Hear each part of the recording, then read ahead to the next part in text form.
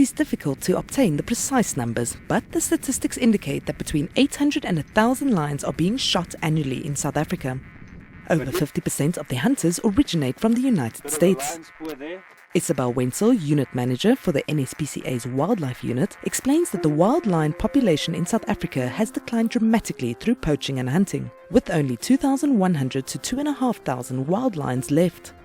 In less than 15 years, the number of lions in captivity has increased from less than 200 to an estimated 8,000, with hunters paying half the price to shoot a lion that has been bred for canned hunts. A male lion will cost you $25,000 and a female $8,000, whereas a white lion male will be around $30,000. To take anything out of the country, you would need an export permit.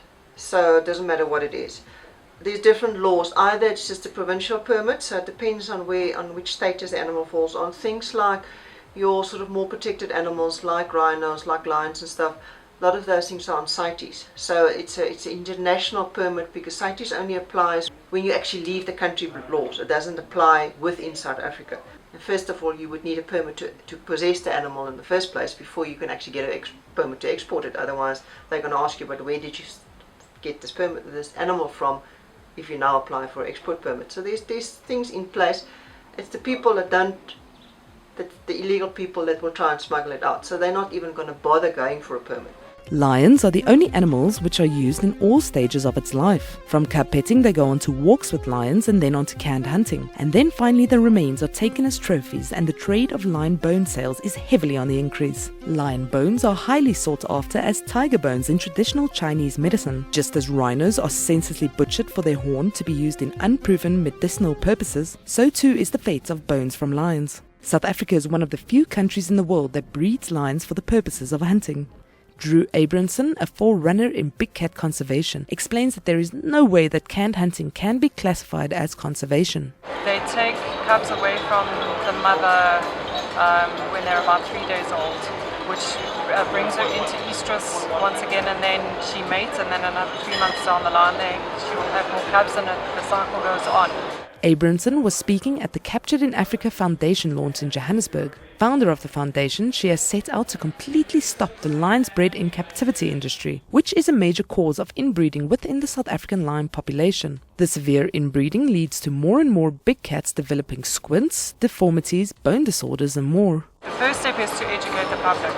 Another major thing is we need to educate volunteers who come over to South Africa to volunteer in these various breeding farms. You know, the people will say to them, come over and look after these abandoned cubs that have been neglected and rejected by their mothers. So obviously these volunteers think that they're doing an amazing thing by saving and rescuing these little cubs, when in fact all they're doing is habituating these cats to people.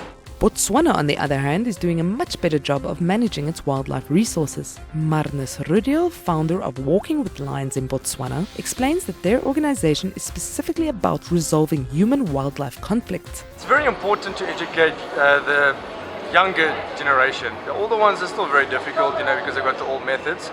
But if you don't combine education with the work you're doing, explaining why you're doing it and why it's important to preserve lions, then they won't really understand it. So your actions got to speak louder than words. In addition, Botswana's government has, in a move to preserve their wildlife, put a total ban in place on trophy hunting. Recently, 3-year-old Sylvester the lion had social media in a buzz, with hashtag #SaveSylvester trending, as the big cat escaped the Karoo National Park for the second time. 4 days after he was found wandering the Karoo and classified a danger-causing animal, Sandpark spokesperson said there was no reason to end his life. This is a major turning point if you take into consideration that recently 2 wandering lions were shot dead as the animals strayed from Kenya's Nairobi National Park during a road construction project. Nobody really knows too much about it, but a lot of the time the animals, the lions and the leopards especially, they get out of the reserve. Either it's caused by pressure from other leopards or male lions, or the fence gets washed down because of rain.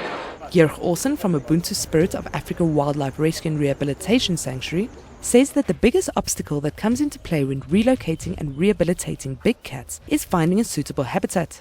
Relocating and capturing a big cat is a long process with a lot of red tape and bureaucracy. The future is public involvement. Because if you think of it, all the animals in these parks, they belong to us. They belong to you, to me, to everybody standing here. Sylvester belongs to all of us. The lion that you don't even know, he belongs to all of us.